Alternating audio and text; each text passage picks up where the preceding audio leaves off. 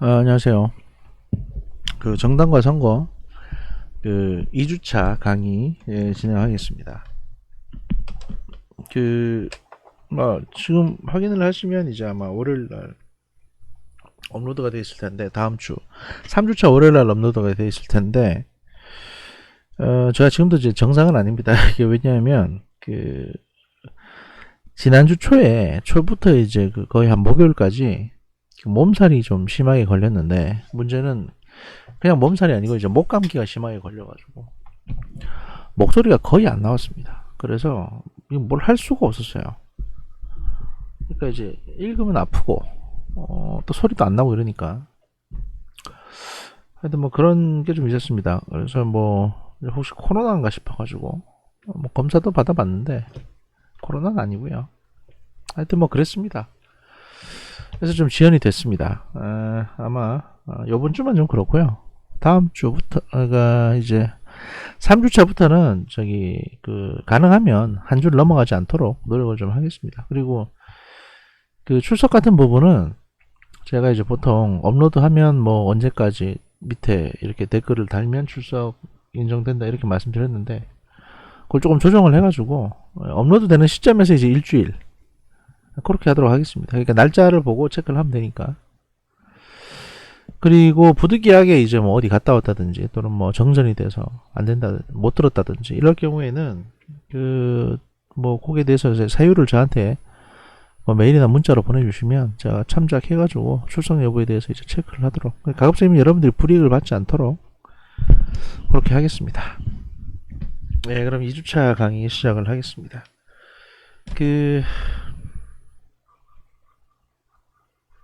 사실 뭐 오프라인 강의 같으면 아프면 한 주 휴강 정도는 할 수 있어요.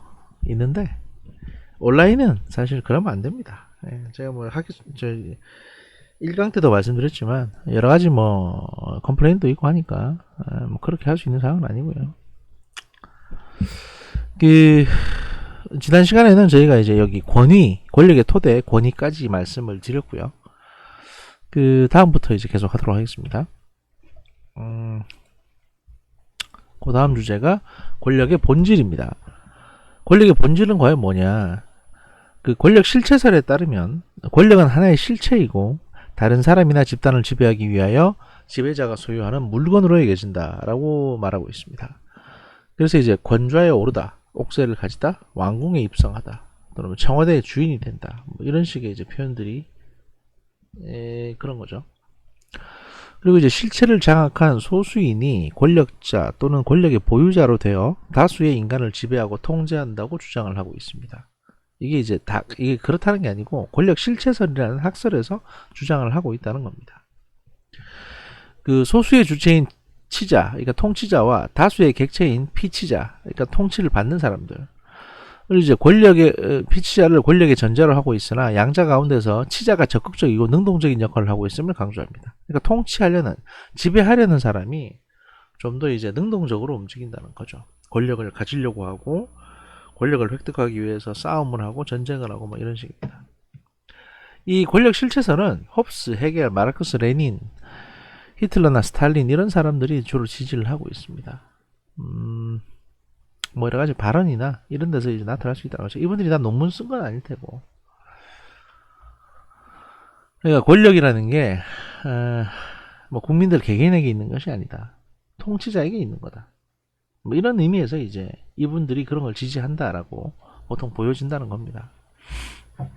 예를 들어서 전체주의 국가를 운영하는 사람들은 권력을 이제 통치자의 것이라고 보통, 통치자가 뭐 위임을 받던 어떤 형태로도 모여지긴 하지만 통치자가 그것을 독점적으로 사용할 수 있다라고 생각을 하기 때문에 이렇게 보는 것이고요. 홉스나 헤겔 같은 경우는 기존에 이제 절대 왕정이 뭐가 문제가 있고 이게 무너져야 되고 무너지면 어떻게 돼야 되고에 대한 이제 아이디어를 계속 고민을 했던 사람들이기 때문에 권력이라는 건 기본적으로 왕의 소유고 이걸 어떻게든 백성에게 이제 나눠 갖게 하는 거, 이게 뭐 사회계약론이나 또는 이제 근대 사회의 민주주의 사회의 출발이다 이렇게 보통 해석을 했기 때문에 이렇게 본다는 겁니다.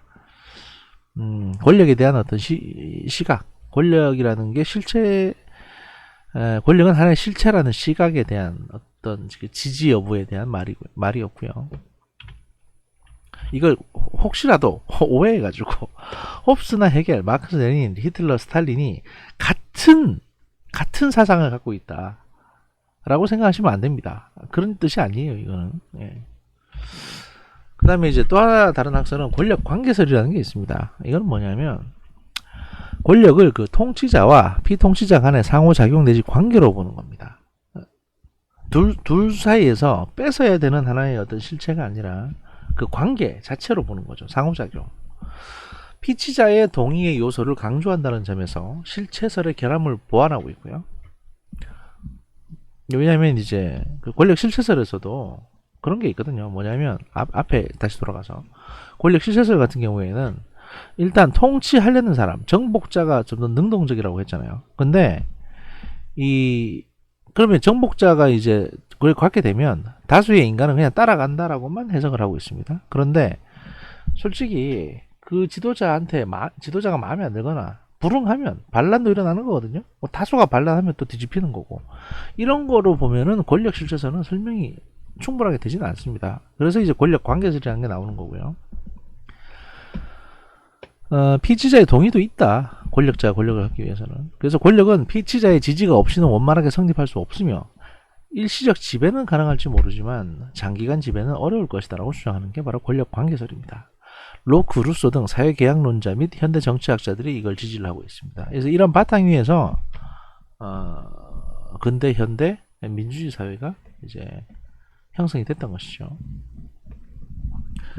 권력은 그 강제의 측면과 더불어 동의의 측면을 갖추고 있기 때문에 양설은 이제 이 두설 다 사실 한계는 있어요. 그래서 이를 보완하며 프리드리히는 권력이란 지도자와 피지도자가 어떠한 공통 목적을 달성하기 위하여 일부는 강제에 의하여 일부는 동의에 의하여 상호 간에 그 서로 결합된 인간관계다라고 정의를 합니다.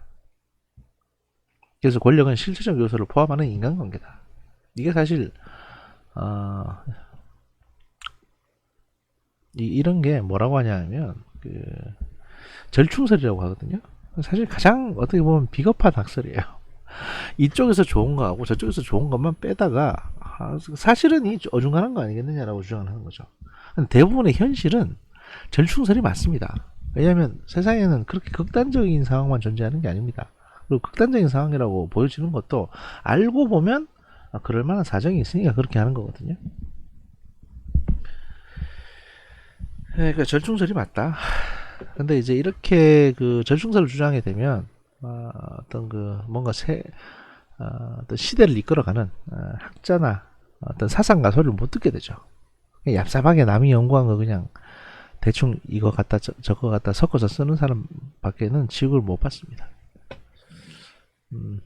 반면 이제 로크나 루소는 이런 어떤 협의관계 또는 계약관계를 드러냄으로써 사회는 지배받는 사람과 지배하는 사람 간의 어떤 동의, 공동의 성장 목표 이런 것들에 의해서 이제 사회 계약관계로 구성된다. 그렇기 때문에 절대 왕정도 의회를 도입하고 의회 내에서 그 평민들의 어느 정도의 발언권을 보장해주고 이런 것들이 필요하다. 라고 해서 이제 어떤 절대 왕정을 무너뜨리는 저 출발점이 됐죠. 로크나 루소의 어떤 이론들은.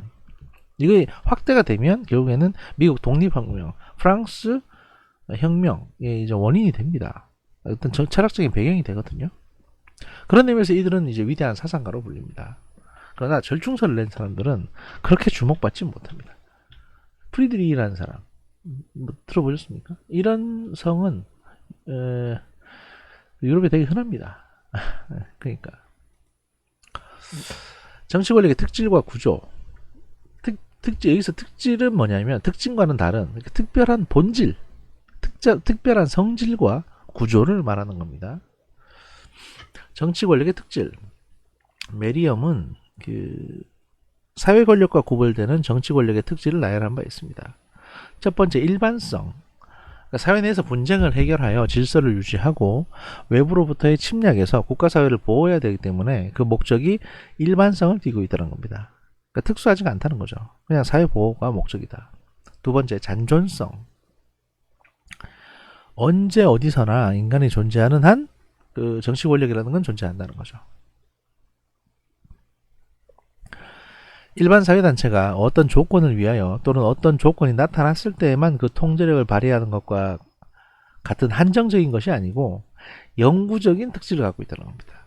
그러니까 한 세 사람 이상이 모이게 되면 또는 두 사람만 모여도 누가 이거 지휘할 거냐에 대한 이제 권력이 생겨난다는 겁니다. 짐승들이 모여있는 어떤 무리에도 이런 권력 관계가 존재하는데 당연히 인간관계에서 그렇겠죠.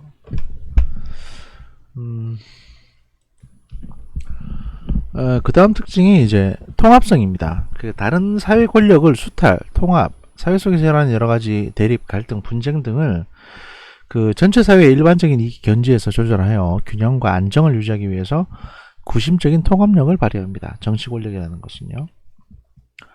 예를 들어서 지금도 이제 추미애 장관이나 뭐 조국 씨 관련해가지고 사회가 좀 분열돼 있죠. 여러 가지로. 뭐 옳다 그렇다 뭐 이런 얘기들이 많은데 그래도 대통령이 나와서 한마디 해주면 그러니까 뭐 추미애 씨 거는 안녕하십니까 문재인입니다. 추미애 씨 거는 뭐 유감이라고 생각합니다. 라고 이렇게 그 좀 사과라도 한마디 해주면 이게 또 마음이 풀리고 지지율이 또 올라가거든요. 근데 이제 그걸 안 하고 있으니까 그걸 안 하고 계시기 때문에 욕을 먹고 계시는 겁니다. 아무튼 그런 통합성을 가지고 있다. 정치 권력은. 그리고 이제 강제성이 있습니다. 강제성은 뭐냐면 조직화된 물리적인 강제력을 가지고 있습니다.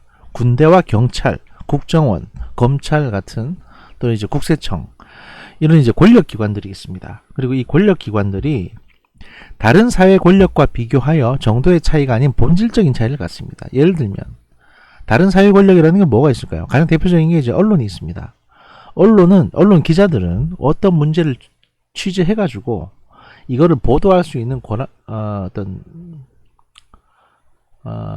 사회적으로 용인된 권력이 있죠. 취재권, 보도권. 그러니까 대중들에게 이런 사고가 있었다. 또 저 사람은 이런 사람이라는 식으로.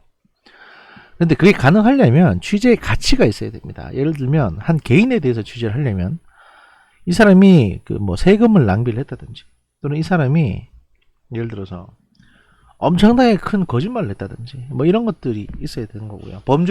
범죄와도 연관돼야 됩니다. 또는 이제 그 공직자들 문제는 사실 언론이 이렇게 감시할 수 있는 거죠. 그래서 이제 언론사가 그런 막강한 권력을 가지고 있는데 그보다도 더 강한 권력을 국가는 정치 권력은 가지고 있다는 겁니다. 소위 말해서 기자를 체포할 수도 있고 재판에 넘길 수도 있고 하는 모든 권력을 이 국가는 가지고 있기 때문입니다. 그래서 이제 정치 권력의 어떻게 보면 가장 강력한 특징이 뭐냐? 강제성이다.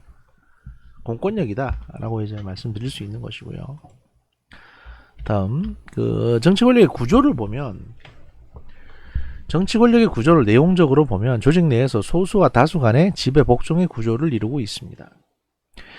그 권력의 주체, 그러니까 통치자층은 이 중에서 이제 그 권력의 주체인 통치자층을 보면 그 권력의 주체는 권력 핵과 이것에 봉사하는 권력 장치로 구성되며 권력 핵과 장치는 정치 권력을 조직적으로 움직이는 기관에 해당됩니다. 보통 이거를 이제 가운데 권력 핵이 있고 주변을 둘러싸는 장치들로 이렇게 도식화해서 설명하기도 합니다만 꼭 그렇게까지 할 필요는 없어요. 그다음에 권력 핵은 권력 조직에 있어서 가장 중요한 부분으로서 권력 기구의 원동기적인 작용을 담당하는 능동적인 부분입니다. 그러니까 이 권력의 핵이 뭔가 역할을 하고 또 에너지를 부여하고 한다는 거죠. 또 움직이게 하는 어떤 그 동기가 된다는 거고, 어떤 그 최초의 뭔가를 움직이게 만드는 그런 어떤 코어가 된다는 거죠. 지휘센터, 컨트롤 타워, 뭐 이런 역할. 권력의 장치는 권력 핵을 둘러싸고 그 지도를 가능케 하며 직접 보조하는 장치로서 지배권을 이룹니다. 그래서 이제 권력 핵과 장치를 합해가지고 우리는 통상 엘리트라고 부릅니다. 권력의 객체, 피치자층이라고 해서 이게 이제 저희가 예전에 그 정치학이나 법학 같은 걸 할 때는 한문을 많이 썼거든요. 한문, 한자. 그러다 보니까 대체적인 용어들이 한자 용어가 꽤 많습니다. 예를 들어서 피치자층이라고 하면 그러니까 뭔가를 받는 사람들, 당하는 사람, 뭐 당하는 쪽, 상대 쪽을 말하는 것이고, 통치를, 그러니까 통치를 당하는 사람, 통치를 당하는 사람들의 층, 일반 대중을 말하는 거죠. 치자에 대한 지휘자층, 그러니까 이 권력의 객지인 피통치자층도 세 가지로 나눌 수가 있는데, 통치자에 대한 지휘자층이 있다. 자기가 속하고 있는 체제 하에서 생활 가치 추구에 만족을 느끼고 있는 사람들은 대체로 지지자층을 이룰 것이다. 우리가 보통 현재의 청와대를 통치자라고 했을 때 이 청와대 주변을 둘러싸이는 민주당 지지자들, 그 다음에 소위 문파, 또 조국을 지지하는 조파, 그 다음에 추미애를 지지하는 추파, 소위 이런 식으로 각종 파들이 난무하는데, 이런 분들을 이제 그런 통치자, 권력에 대한 지지자층이라고 보통 부릅니다. 그 반대되는 개념도 있겠죠. 치자에 대한 반항자층, 자기가 속하는 체제 하에서 생활가치 추구에 만족을 하지 못하는 사람들. 그러니까 그 반항자층의 지도자들을 라스웰은 대항 엘리트라고 불렀다고 하는데, 사실은 뭐 엘리트가 아니라도 반항을 할 수 있습니다. 그래서 뭐 우리 지금 현재 우리 시점으로 보면 그 수많은 태극기 또는 이제 그 국민의힘, 이것도 참 웃기지 않습니까? 무슨 정당, 저희가 이제 과목이 정당과 선거니까 제가 한 말씀 드리겠는데, 아니 무슨 정당 이름을 국민의힘이라고 짓습니까? 파워 오브 피플이라는 거잖아요, 이게. 에? 파워 오브 피플, 팝. 근데 이게 불길합니다, 굉장히. 왜냐하면 국민의힘이라고 그러면 줄여서 결국에는 국민당이라고 부를 수밖에 없어요, 국민당. 근데 국민당은요, 늘 공산당에게 졌습니다. 불안합니다, 솔직히 말씀드려서. 물론 그렇다고 해서 민주당이 공산당이라는 얘기는 아닙니다. 근데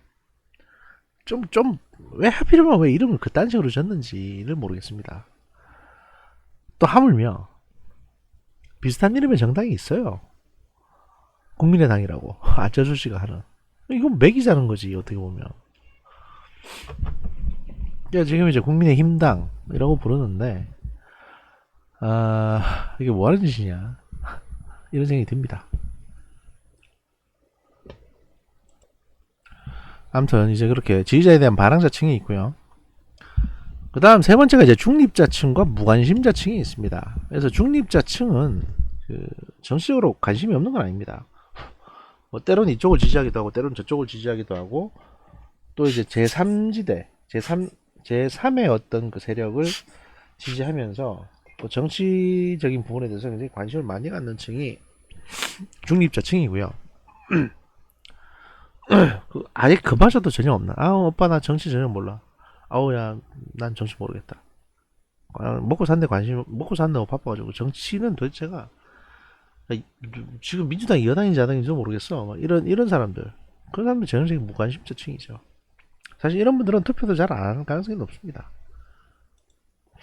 이렇게 이제 권력의 객체인 비통치자층이 이렇게 세 가지로 나눠진다는 게 있고요. 그 다음에 이제 정치 권력의 지배 수단이라고 해서 보통 이걸 당근과 채찍이라고 부릅니다. 왜냐하면 공권력으로 할 수 있는 것들을 보통 설명을 하는 것이기 때문에 그렇고요. 그 첫 번째로는 이제 설득이라는 게 있습니다. 설득은 지지자 또 호의적 중립자 및 대부분의 무관심자에 대한 이제 수단으로 아주 유효하게 활용되는 것인데요. 첫 번째 이제 합리적인 설득이라는 게 있습니다. 이게 전문용어로 크레덴다라고 하는데, 합리적인 설득은 곧 정치적인 정당성을 이제 부여받게 되는 거죠. 피치자의 이성에 호소해서 동의를 구하는 방법으로 지배 수단으로서는 가장 합리적입니다. 적극적인 복종자에 대해서 행해지며, 이것이 유효하게 받아들여지기 위해서는 정치 권력의 목적이, 그러니까 행사되는 그 정치 권력의 목적이 공공생활의 안전과 복리를 위한 것이어야 하며, 피통치자의 정치 교양과 의식 수준이 높아야만 이게 제대로 먹혀듭니다.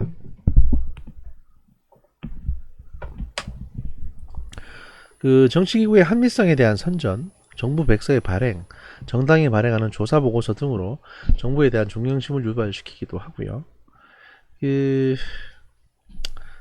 가장 가까운 예로 방역에 대해서 이제 협조, 요청을 하는, 예를 들어서 2.5단계로 올리겠다 또는 2단계로 하겠다는 식으로 코로나 방역에 대해서 이제 협조 요청을 하면서 정부가 이제 이런저런 설명을 하죠. 그리고 그게 이제 국민들의 동의를 받습니다. 실적으로 국민들의 경제나 생활을 심각하게 제한하고 있지만 동의를 받는 거죠. 그게 이제 합리적인 설득이고요. 두 번째, 상징적인 설득이 있습니다. 이걸 미란다라고 하는데요. 사회적 기반이 변동기에 처하게 되면 그 전통적 신념 체계가 동요해서 대중 심리가 안오미적 심리적 혼란을 초래하게 되는데, 여기에 정치 권력은 전통과 관습을 재편성하고 새로운 상황에 합리화시켜서 국민에 대한 지배를 공고히 하기 위해서 각종의 상징이나 의식을 조작함으로써 대중 감정에 호소하게 됩니다.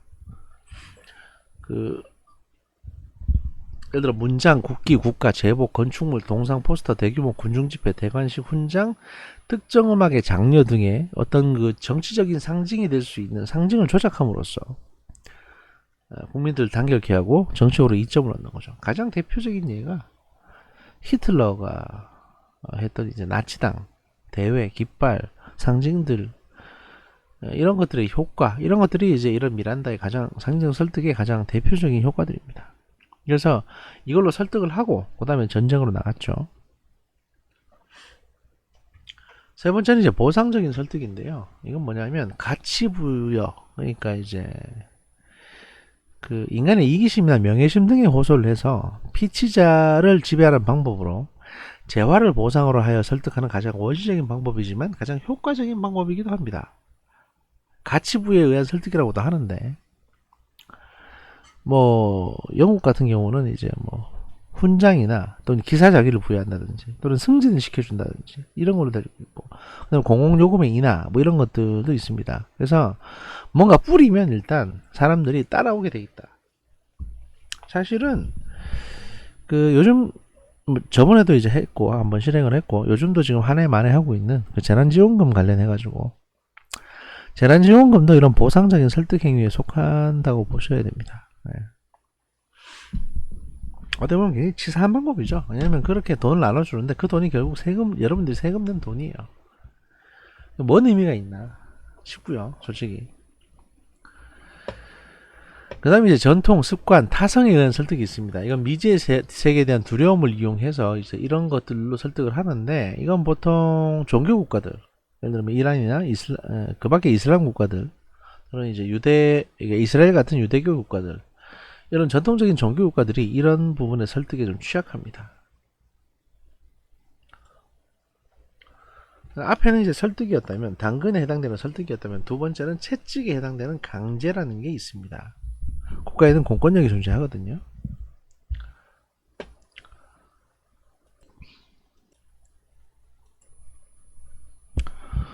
예, 그 다음이 이제 강제.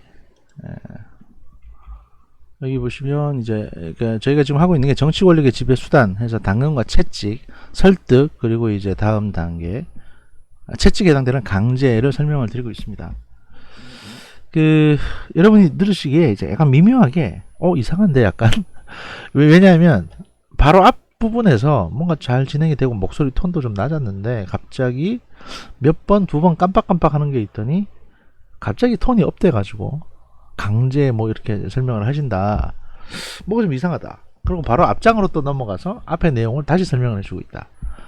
이게 뭐지? 도대체 무슨 일이 생긴 거지? 라고 생각하실 수 있겠습니다. 이 새벽에 녹화를 하다가 너무 졸려가지고 한 몇 시간 잤습니다. 그러고 나서 이제 다시 재충전을 해가지고 하다 보니까 텐션이 조금 차이가 난다. 이게 또 온라인 강의가 이런 좋은 면이 있네요. 예. 늘 최상의 컨디션으로 여러분들에게 강의를 제공해 드릴 수 있다는 거.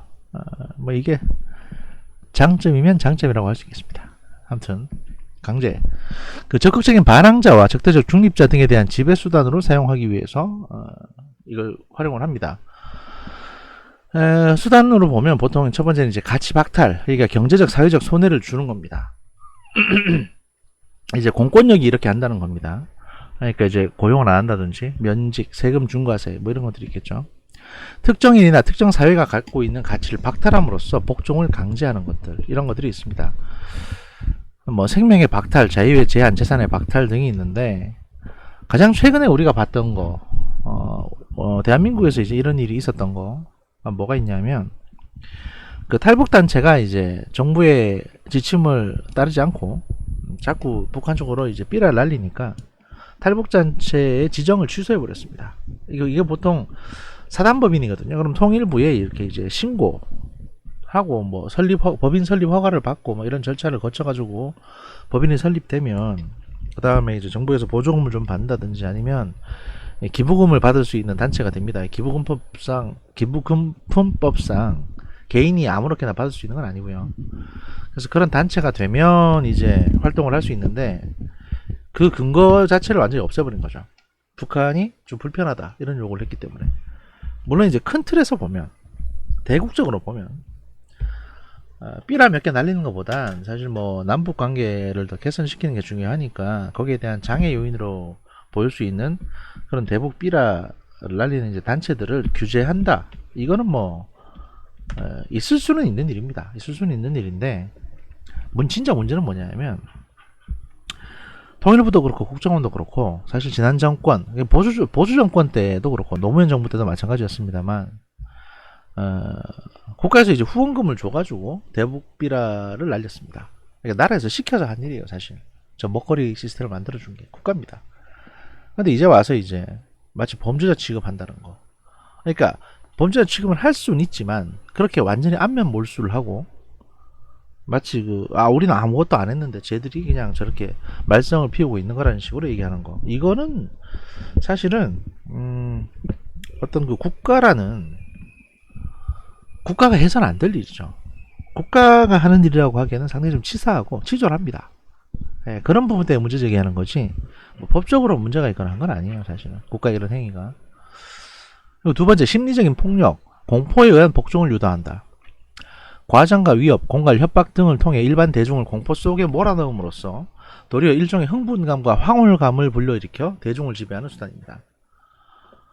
무관심자들에게 매우 효과적이고 적대적 중립자와 반항자에 대해서도 되풀이해서 사용할 경우 상당히 효과를 거둘 수 있다. 이게 여기서 이제 이 문구, 일종의 흥분과 황홀감이라고 해서 이제 대중을 지배하는 수단이라고 되어 있는데, 이건 무슨 의미냐면요, 그 친정부적인 사람들, 예를 들어서 뭐 이런 거 있다고 칩시다. 뭐 태극기 집회에 나갈 법한 아주 극우의 사람들이 보기에 문재인도 빨갱이고 이석기도 빨갱이고 뭐 이정희도 빨갱이고 통진당도 다 빨갱이들이고 정규리도 빨갱이야, 뭐 이렇게 생각하실 거 아닙니까? 그래서 이제 이명박 정부나 박근혜 정부 때 그들 단체들에 대해서 인증 취소를 하고 구속을 시키고 이랬단 말입니다. 그러면 내가 답답하게 생각하고 저놈들 다 쓸어버렸으면 좋겠다고 생각을 했는데, 국가가 약간은 초법적인 수단으로 실제로 그렇게 특정 계층을 탄압을 할 경우에 이 친국가적인 사람들, 극우적인 사람들은 그걸 보고 흥분과 황홀감을 겪게 됩니다. 야, 속이 다 시원하다. 그래서 국가를 지지하는 겁니다. 지금 우리 곁에 이제 어떤 이런 현상이 있냐면, 흥분과 황홀감을 주는 게 어떤 게 있냐면, 김어준 씨가 하는 이제 뉴스 공장이나 다스베이더 같은 소위 진보 방송들, 이런 방송들을 보면 보통 기성 언론이나 대부분의 사람들이 조국이 잘못됐다, 도덕적으로 문제가 있다라고 비판을 하고, 윤미향 건이나 박원순 건이나 오고돈 뭐 다 비판을 하는데, 김어준의 뉴스 공장만 들으면 자기 마음에 드는 얘기를 해주거든요. 그러니까 친문이나 또는 친조국 이런 분들이 어디 가서 말만 꺼내도, 야, 너 아직도 조국 두둔하냐, 너 바보냐, 이런 얘기를 막 듣는단 말입니다. 그런데 아침에 김어준 씨 목소리만 들으면 뭐 그럴 수도 있지, 그 다음에 그건 다 음모야 라는 식의 이제 일단 좀 마치 그 속이 편안해지는, 하루 종일 고구마 입에 물고 있는 것 같다 갑자기 사이다를 들이키는 것 같은 그런 시원함을 주는 겁니다. 그리고 그 사람들은 돈을 벌어요. 이게 똑같은 겁니다, 사실은. 그렇게 이제 세뇌 아닌 세뇌를 하는 거죠, 어떻게 보면. 근데 그분들의 목적은 돈이었을 수도 있고요, 뭐 다른 어떤 영향력일 수도 있는데, 사실은 저희 조금이라도 언론이라고 걸쳐져 있는 분들은 그렇게 하시면 안 됩니다. 너무 극단적인 말씀들을 하시는 거거든요. 나도 뭐 그런 부분도 있고. 그 다음에 이제 무관심자들에게는 매우 효과적이고 적대적 중립자와 반항자에 대해서 되풀이해서 사용될 경우 상당히 효과를 걸 수 있다. 뭐 무관심자들에게는 이거 뭐 이렇게까지 욕을 하면 안 되나 보다. 예를 들어서 여러분이 SNS에 뭐 문재인 대통령에 대해서 비판을 하고 싶어도 에이 뭐 쓰지 말지 뭐 이렇게 되는 거죠. 위축을 시키는 겁니다. 그 다음에 적대적인 중립자, 그러니까 맨날 저 현 정부를 비판하거나 또는 현 정부를 굉장히 공격하는 사람들에 대해서도 야, 내가 너무 세게 쓰면 또 내가 좀 세게 말하면 혹시 고소당하는 게 아닐까? 라는. 사실 정부는 그런 거에 대해서 신경도 안 쓰는데, 그럼 다 체크해 볼 수가 없으니까. 그리고 고소할 만한 가치가 없으니까. 그 글이 고소할 만한 가치가 없다는 게 아니라, 괜히 이 사람, 그냥 일반 시민 하나 건드려가지고, 괜히 긁어부스럼 만든다는 거죠. 그래서 안 해요. 안 하는데, 딱 하나만 찍어가지고, 오지게 밟아 놓습니다. 과거 이명박 정부 때 이제 미네르바 사건이라고 있었습니다. 그 구글에 검색을 해보시면 미네르바라고 여러 경제 이슈들에 대해서 좀 예언적인 얘기를 해서 또 운 좋게 맞췄고 그래가지고 그게 이제 화제가 되니까 정부에서 검찰에서 이 사람을 체포해가지고 뭐 이렇게 혹 유언비어를 버뜨린다 이래가지고 이제 실제로 감옥까지 갔는데. 한번 그러고 나면 그 다음에는 한동안은 그런 사람이 없어집니다. 뭐 그런 효과를 거둘 수도 있고요. 그렇죠. 그러니까 이제 보통 여러분들이 하는 SNS 중에 이제 국내에 기반을 두고 있는 SNS 서비스 같은 경우에는 기본적으로 그리고 이제 마지막 그 강제 수단이 물리적인 폭력입니다. 그러니까 앞에는 이제 뭐 경제적인 어떤 손해를 주는 거, 두 번째는 이제 심리적으로 어떤 예를 들어서 제재를 가하는 거 이런 것들이 있다면, 마지막은 이제 물리적으로, 그러니까 정치 권력 최후의 수단이고 정치 권력이 위기 상태일 경우에 보통 사용이 됩니다. 군이나 경찰이 출동을 하는 거죠. 그래서 시위를 진압한다든지 또는 뭐 반대자를 체포한다든지. 작년과 재작년에 그 홍콩에서 있었던 일련의 시위 사태들을 보면 이제 이런 그 강제력들이 어떻게 활용이 됐는지를 우리 이제 잘 알 수가 있습니다. 지배수단과 권력의 안정화, 그 권력의 집중 현상과 다원적 분배 사이에는 적절한 균형이 유지되어야만 정치 권력은 안정된다고 할 수 있습니다. 그러니까 이제 소위 말해서 그 권력이 정통성 있는 권력이 들어서고, 그 다음에 그게 삼권 분립이라든지 이런 것들에서 견제와 균형이 맞춰질 때 이제 그 국가는 또 그리고 그 권력은 안정이 되는 거죠. 현명한 통치자는 권력 객체의 성질에 따라 그 지배 수단을 유효적절하게 구사하여 지배의 안정화를 기합니다. 그러니까 권력 객체라는 건 그 권력에 적용을 받는 사람들의 어떤 성질에 따라서, 특성에 따라서, 예를 들어서 상당히 그 반항적인 국민, 그 다음에 이제 자기를 지지해주는 국민들에 따라서 적절하게 방식을 좀 달리해서 한다는 거죠. 여기에는 이제 입체적인 공작의 필요성이 되어야 됩니다. 사실 이런 문제들 때문에 그 정보기관의 역할이 필요하기도 합니다. 실제로. 왜냐하면 예를 들어 가지고 이런 게 있습니다. 아주 극단적인 얘기긴 한데 그 뭐 현대자동차 노조가 이제 파업을 한단 말이에요. 임금 올려달라고. 그런데 어차피 이게 이제 그러니까 상황은 한 80년대나 90년대쯤 상황이라고 봅시다. 그러면 현대차 노조하고 그다음에 현대차 이제 기업주하고 서로 이제 대립 관계에 있는 겁니다. 그 올해 임금은 10% 올려달라. 그리고 기업주는 5%밖에 안 된다. 그냥 아무리 우리가 최선을 다해서 올려도 5% 이상 올려줄 수가 없다. 이걸로 대립을 해요. 그러면 어차피 국가에서 보기에는 어차피 한두 달 파업하고 뭐 서로 치고받고 하다가 한 7%에서 6% 정도로 합의가 될 것 같아요. 국가에서 보기에도. 아니, 양측 주장이 다 약간 터무니없는 건 아니야. 그러니까 중간선에서 합의될 것 같아요. 근데 문제는 파업이 한 달, 두 달 길어지면 정부 지지율 떨어지고 그만큼 경제적으로 손해볼 거 아닙니까? 기업도 손해를 보니까 거기에 누가 개입하냐? 과거 같으면 거기에 이제 국가정보원이 개입을 했습니다. 그때는 이제 국가안전기획부였죠. 어느 날 밤에 국가정보원 요원들이 뭐 많지도 않아요. 한 2명? 1명 정도?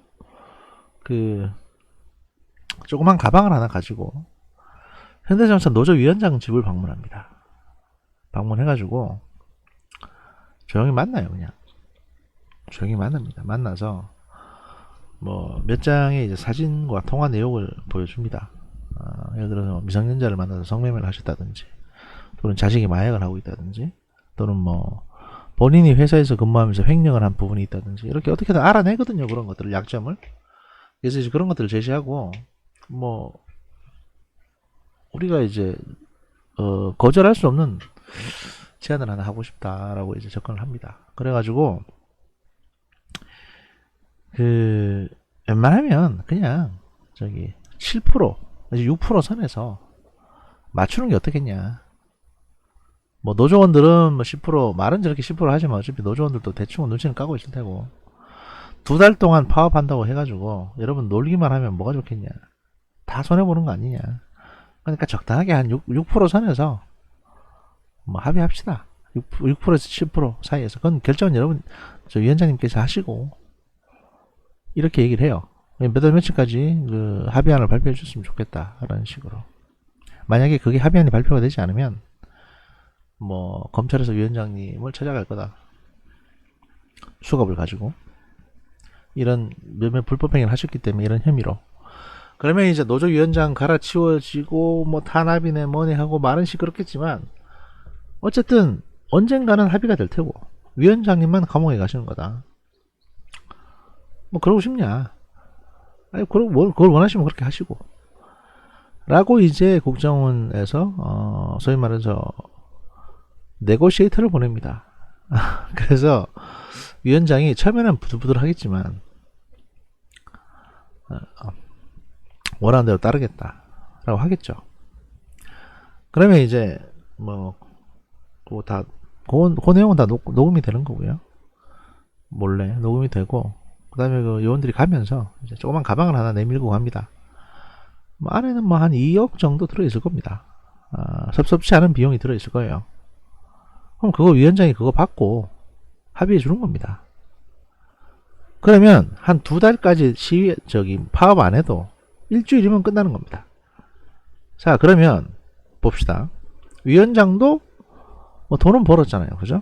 그 다음에 국정원 요원도 공을 세웠으니까 승진하실 테고, 국가 입장에서도 이 임금 이상 파업이 빨리 끝났으니까 너무 좋고, 회사도 좋고, 노조도 사실 뭐 그 정도 선에서 오케이 할 거 그냥 빨리 끝났으니까 좋고, 다 해피하지 않습니까?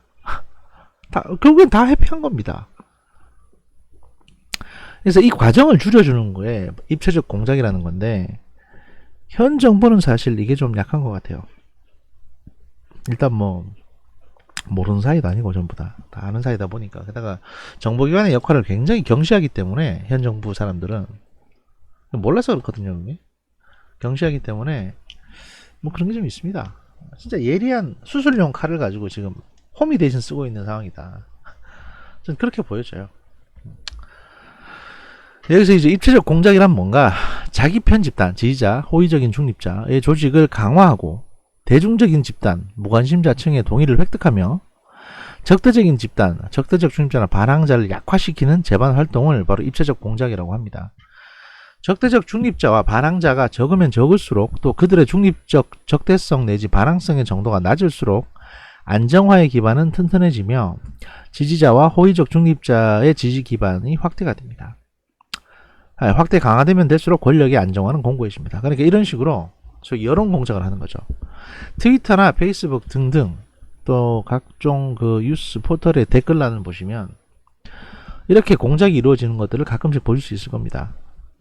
과거에는 이제 뭐 알바들 시켜가지고 댓글 몇 개 다는 게 뭔 의미겠냐 싶겠지만, 이걸 대량으로 투입해서 조직적으로 댓글을 달 경우에는 그 효과는 어마무시합니다. 그리고 가랑비에 옷 젖는다고 점점 거기에 사람들이 젖어 들어갑니다. 몇몇 사람들은 너무 시달리니까 반대하던 사람들은 포기하고 나와버리고, 찬성하는 사람이나 무관심한 사람들만 남게 되는 거죠. 그러면 민주당이 말했던 30년 집권도 꿈은 아니다. 그런 겁니다. 그다음 이제 정치 권력의 정당성에 대해서 저희가 좀 볼 텐데요. 정당성은 국가나 권력의 바람직한 모습이나 시민적 저항에 참다운 내용을 생각하게 하는 중요한 개념입니다. 합법성의 문제를 내포할 뿐만 아니라 그것을 초월하며 피지배자의 계속적이고 안정적인 복종의 근거를 확보함과 동시에 저항의 근거를 제공하는 문제이기도 합니다. 첫 번째, 사회적 타당성이라는 게 있는데, 정치 권력의 사회적 타당성이란 특정의 권력자가 실정법을 제정, 적용, 집행하는 것이 사회적으로 타당하다고 인정받고 있는가의 여부와 관련된 정당성으로 현실의 정치 권력이 타당하게 형성되었는가의 사실 문제에 속합니다. 베버는 모든 정치적 권위는 궁극적으로 물리적 힘에 의존하고 있음을 인정하면서도 정치 체제가 제대로 기능하기 위해서는 이와 같은 힘이 정당한 것으로 인정되어야 한다고 주장한 바 있습니다. 이게 무슨 얘기냐? 예를 들어서 몽골 같은 지역에 보면 징기스칸 얘기 나오죠. 그럼 거기서는 추장끼리 싸워가지고 이기는 사람이 대추장이 됩니다. 그럼 결국에는 이제 무력으로 상대를 누르는 거잖아요. 그런데 그냥 그것만 오케이 하게 되면 어디 듣도 보도 못한 젊은 놈이 나이든 추장을 꺾고 지가 내가 권력자네 이렇게 될 수 있는 겁니다. 아주 소수가 모였던 사회에서는 그게 통용될지 모르겠지만 그게 다수가 모인 사회에서는 그렇게 되어버린 경우에 무슨 문제가 생기냐, 그보다 좀 더 젊고 힘 있으면 또 권력을 제낄 수가 있는 거거든요. 그러니까 그건 그냥 내버려 둘 수는 없습니다. 그래서 물리적인 힘이 중요한 건 맞지만 정통성, 정당한 것으로 인정된다는 게 어떤 의미냐, 현대사회에서는 이게 이제 다수의 투표로, 다수의 지지로 선택된 사람, 다수결로 선택된 권력이 정당한 권력이 되는 것이고요. 과거에는 그럼 어디에 기댔냐, 단순 군사력의 물리력에만 기댄 게 아니라 신성성을 갖다가 이제 부여를 했죠. 아, 저 사람은 하늘이 선택한 사람이다. 그래서 각종 전설이 만들어지고 여러 가지 서사나 뭐 이런 이슈들이 만들어집니다. 그래서 이제 본인이 직접 개입한 전쟁이 아닌데도 불구하고 그 사람이 이 전쟁에서 무공을 세웠다, 저 사람 때문에 이제 승리했다는 식으로 여러 가지 서사가 덧칠이 되고, 그렇게 해서 이제 저 사람의 정통성은 하늘이 인정하고 그 다음에 군사력도 막강하고, 이렇게 해서 이제 저 사람은 천자, 황제 이런 소리를 듣게 되는 겁니다. 이게 소위 말해서 정치 권력의 정당성에, 근대국가, 중세국가 시대의 정치 권력의 정당성을 확보하는 부분이었습니다. 지금은 이게 선거제도가 들어옴으로 따라서 다수결의 선택으로 바뀌었죠. 막스 베버, 모든 이거 가만히 있어봐, 이게 똑같은 얘기구나. 1번, 전통적 지배형, 오래전부터 답습되어 온 전통의 신성성이나 그 전통에 의하여 권위가 부여된 자의 정당성에 대한 일상적 신념에 의거해서 전인격적 복종을 초래하는 지배 유형. 여기서 말하는 그 전인격적 복종이라는 건 신성시한다는 얘기예요. 저 사람은 감히 쳐다볼 수도 없는, 저 사람의 말 하나하나, 손짓 하나하나가 다 숭배의 대상이 되는. 정상적인 상황 속에서는 질서를 유지할 수 있지만 이게 이제 정치적인 사회적 격변기에서는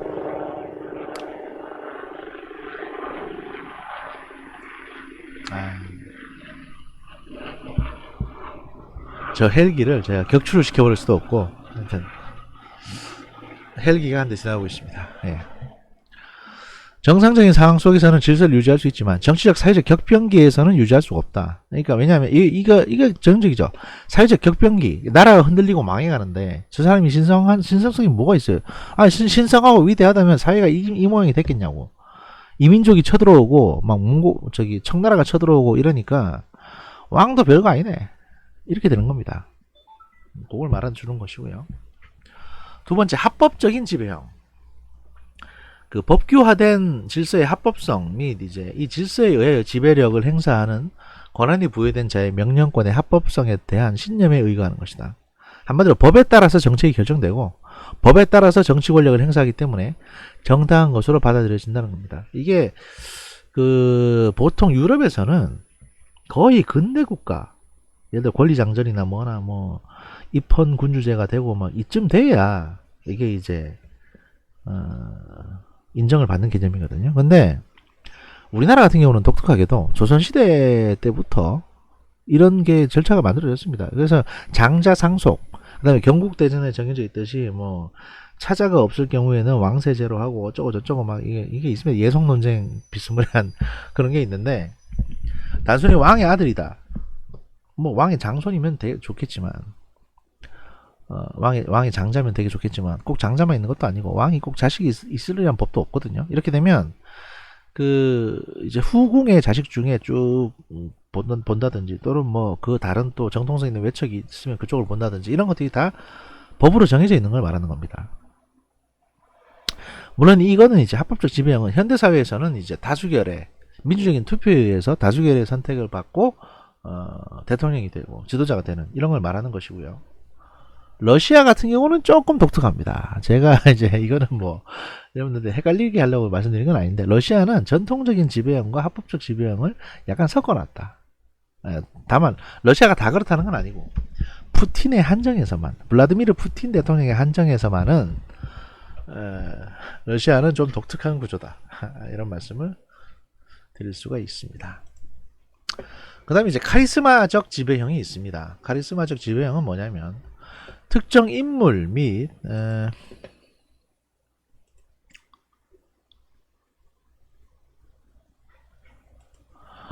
그 특정 인물 및 그에 의하여 제시되거나 제정된 질서가 지닌 신비성이나 초인간적인 힘이나 모범적인 자질에 대한 비일상적인 권위에 의거하는 지배형입니다. 정치 사회적 격변기에 처한 정치 체제에서 흔히 발견됩니다.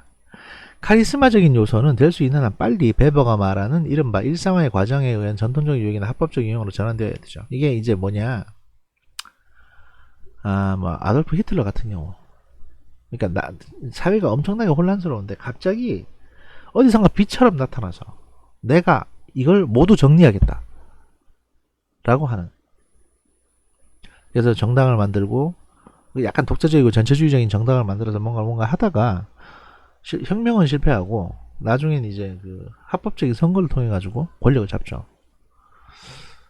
뭐 그런 경우를 말합니다. 카리스마적 지배형은 사실 그 뭐 아까 제가 블라디미르 푸틴 얘기했는데, 푸틴을 여기다 적용해도 마찬가지입니다. 엘친 사후에 러시아가 굉장히 혼란스러울 때 푸틴이 등장해서 뭐 정리를 단번에 다 해버렸으니까요. 뭐 그렇게 적용할 수도 있는 거고. 여기서 이 이론들의 이제 비판이 있는데, 첫 번째, 그 합법적인 지배는 법이 어떠한 방법으로 만들어졌는지의 법 제정 절차 등은 문제 삼지 않고 통치자와 피치자가 다 같이 복종해야 할 형식적인 법 질서만을 강조하고 있다. 둘째, 그가 말하는 카리스마의 복종은, 이게 막스 베버의 어떤 이론을 비판하는 겁니다. 그가 말하는 카리스마의 복종은 확실히 복종의 한 형태이긴 하나 계속적이고 안정적인 복종 근거로는 될 수 없다는 것이기에 정당성의 근거가 될 수 없다. 이게 이제 무슨 얘기냐면, 카리스마적인 리더가 나타나서 어떻게든 이제 뭐 장악을 하고 그 다음에 법을 만들어 가지고 그 다음부터는 그 법에 따라서 리더로 선출되고 그 자식이 선출되고 그 자식이 선출되고 하는 형태로 하면 그게 합법적인 거냐. 법 자체가 벌써 지 마음대로 만들었는데, 가장 단적인 예로 김일성 통치하에 북한, 김일성, 김정일, 김정은으로 내려오는데 북한이 법이 없진 않아요. 법이 있습니다. 그리고 김정일이나 김정은도 북한 법에 따라서 권력을 승계하는 겁니다. 그런데 그 법을 김일성이 지 마음에 맞게 맛대로 만들었잖아요. 그러니까 그게 과연 그러면 법 있다고 그 법 지킨다고 그게 합법적인 거냐? 그 법을 어떻게 만들었고 그걸 어떻게 운용하는지, 운용할 때 다수가 참여하는지 동의하는지, 이런 거에 대한 기본적인 고민도 없이 단순히 독재국가가 법 만들어서 운영한다고 해서 합법이라고 볼 수 있냐? 이런 비판을 한다는 겁니다. 뭐 모든 이론에는 비판적인 요소가 없는 건 아니니까요. 그래서 이제 막스 베버는 이런 문제들 때문에 사실은 비판을 좀 받습니다. 마치 그 코에 붙이면 코걸이, 귀에 붙이면 귀걸이, 또는 대부분의 독재국가의 어떤 그 권력 승계 과정을 마치 굉장히 그 이론적으로 타당한 것처럼 묘사를 하고 있다. 뭐 그런 비판도 가능한 거죠. 그 다음에 이제 윤리적인 정당성이라는 게 있습니다. 그 정치적, 그러니까 앞에서 저희가 말했던 거, 이 사회적인 타당성은 정치 권력의 사회적 타당성에 대해서 저희가 말씀드렸고, 사회적으로 어떻게 만들어지고 어떻게 운영되고 어떻게 유지되는지에 따라서 이 정당성이 어떻게 부여되는가를 말씀드렸고, 지금 말씀드린 사안은 이제 윤리적으로 이게 이제 어떤 의미를 갖고 있느냐는 건데 50분이 거의 다 됐기 때문에 잠시만 쉬었다가 보도록 하겠습니다. 이게 상편입니다. 2강 상편입니다.